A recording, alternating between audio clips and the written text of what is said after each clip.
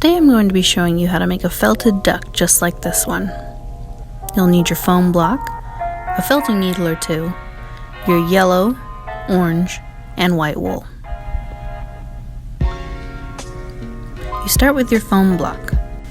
To make your duck, you'll be making 5 individual pieces: your head, your beak, 2 wings, and your body. First, you're going to take a small amount of yellow wool. The more wool you have, the bigger your duck will be, so you don't need a whole lot. A tip for you: practice if you aren't sure. You may need less than you think. A word of warning: mind your fingers. Any accidental stab to your fingers will hurt, but as long as your stabs aren't too reckless or too forceful, you can't do any real damage.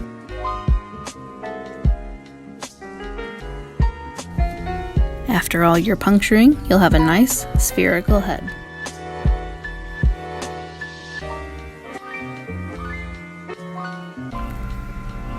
Your duck's going to need some wings.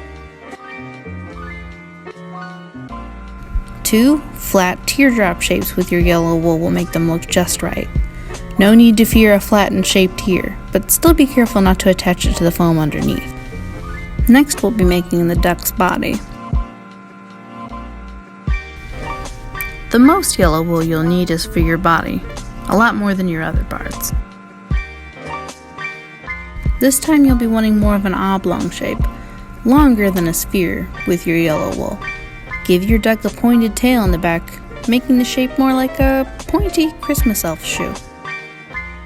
With your orange wool, you're going to be making your duck's bill.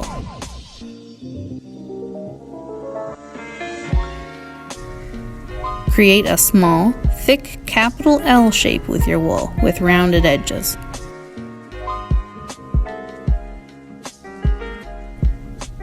Once done, it should be able to stand up on its own, looking like a little stadium seat. Now you have all the individual pieces of your duck, and it's time to start attaching them. Attach the head to the body, the wings to the sides, and the bill to the face. Connect the pieces by stabbing on the edges of the wool. Don't stab straight through. This will flatten and misshapen your spherical shapes. With your head, body, and bill all attached, you have something that actually looks like a duck. Next, you'll be attaching the wings to your duck's body. The puncturing can sometimes take a while, but don't get impatient. The more work you put into your duck, the better it's going to look in the end. Once you're done with the first wing, you flip it over and you attach the other one. With both wings attached, you've got a pretty good looking duck. With your white wool, your duck's going to need a fluffy underbelly.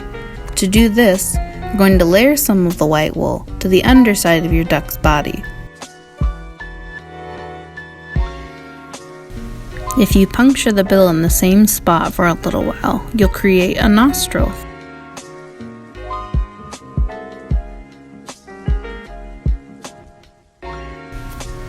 If you puncture nice, even lines onto your wings, you'll get what look to be individual feathers, a nice detail. And just like that, you have your very own felted duckling.